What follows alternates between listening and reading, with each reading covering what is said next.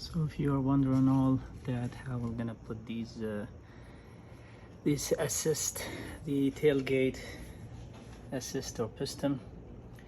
So what I just discovered is that if you remove this bolt which handles the cable right here, the piston is too short to reach that screw over there. So what you need to do is to make a new hole.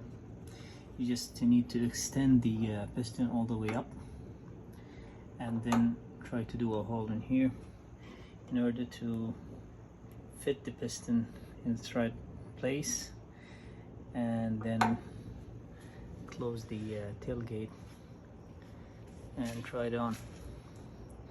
So for those who have an OBD, the 88 all the way till the 98, just be careful that it's not a direct fit, so you need to do some adjustment. You need to do a hole over here as I told you, and let's see how it goes.